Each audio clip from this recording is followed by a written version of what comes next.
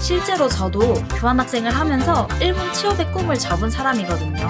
교환학생을 하면서 내가 일본어 실력이 늘고 있는 게 맞나? 안녕하세요 여러분, 구별입니다. 촬영일 기준 오늘은 JLPT 이틀 전입니다. 아마 이 영상은 JLPT가 끝나고 올라갈 것 같은데요. 여러분들 모두 JLPT는 잘 보셨나요? 제가 알려드렸던 방법이 조금은 여러분들에게 도움이 됐길 바랍니다. 그런데 여러분들은 왜 JLPT를 취득하려고 하시나요? 취업, 승진 등 다양한 이유가 있겠지만 아마 교환학생을 위해 취득하려는 분들도 많을 거예요.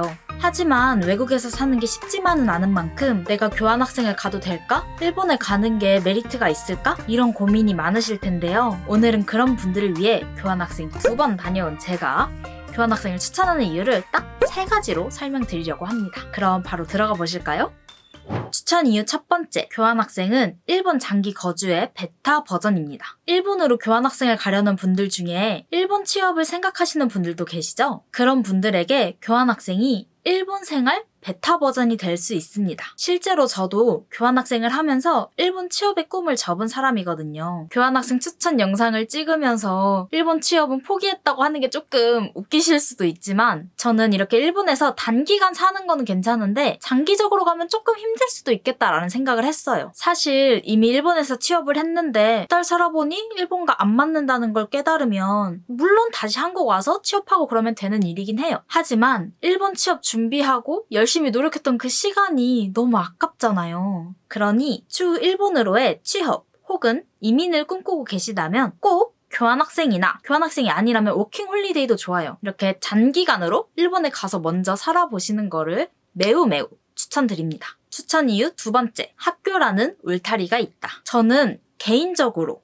워킹홀리데이보다 교환학생을 더 추천드립니다. 그래서 오늘 첫 시작에서도 교환학생을 말씀드렸던 거고요. 그 이유가 학교라는 울타리가 있기 때문이에요. 물론 워킹홀리데이를 통해 A부터 Z까지 직접 부딪히면서 일본에 잘 적응한다면 더욱 배우는 건 많을 수 있겠죠. 하지만 모든 사람이 그럴 수는 없기 때문에 최대한 안전하게 학교라는 울타리가 있는 교환학생을 우선적으로 고려하는 걸 추천드린다는 말입니다. 어떤 나라의 교환학생도 그럴 것 같긴 하지만 교환학생으로 일본에 가게 되면 대부분 기숙사에 입주 가능한 경우가 많아요. 그래서 일단 주거 문제가 해결됩니다. 일본 도쿄에서 집을 구하는 거 물론 집 매물은 많겠죠. 하지만 괜찮은 가격에 좋은 집을 구하는 거 사실 서울보다 힘듭니다. 그런데 우선 거주의 문제가 해결되니 정말 마음이 편하죠. 그리고 여차하면 도움을 받을 수 있는 학교 관계자분들, 선생님들이 계십니다. 일본 학교의 입장에서 보면 여러분들은 손님이에요. 그래서 학생에게 문제가 생기면 당연히 한국 학교와 일본 학교의 약속으로 이루어진 프로그램인데 책임을 어느 정도 져야겠죠. 그러지 않기 위해서라도 여러분들 케어하기 위해 국제과 담당 분들이 여러분들을 보살펴 주실 겁니다. 우리는 이걸 이용해서 일본에서 잘 살다 오면 되는 거예요. 추천 이유 세 번째, 일본어 실력 향상이 가능하다.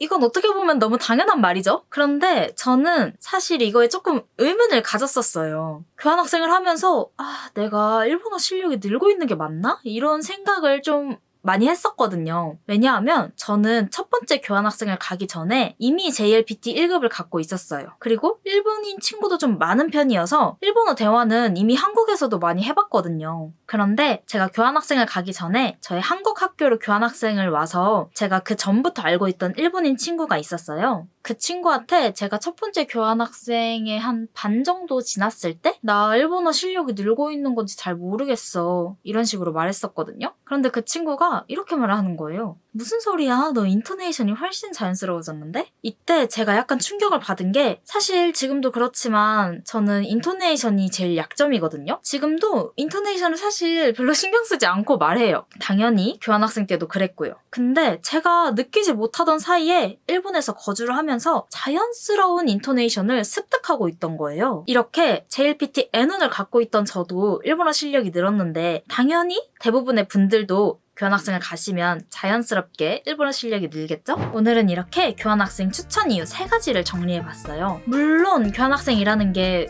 상황에 따라 돈이 많이 들 수도 있고 외국에 나가서 사는 거다 보니까 그 자체로도 조금 힘듦을 느끼는 분들이 있을 수도 있어요. 하지만 혹시라도 여유가 되신다면 굳이 일본이 아니더라도 어떤 나라든 교환학생을 가시는 걸 저는 너무너무 추천드립니다. 사실 교환학생 가서 꼭 뭘 배워야 하나요? 그런 부분 없거든요. 그저 다른 나라에서 한번 생활해보고 싶다 이런 가벼운 마음으로도 갈 수 있는 게 교환학생이라고 생각하고 그게 대학생들의 특권이에요. 그러니 여러분들의 니즈에 맞는 나라 잘 선택하셔서 즐겁게 교환학생 다녀오시면 좋겠습니다. 그럼 우리는 구독하고 다음 영상에서 또 만나요.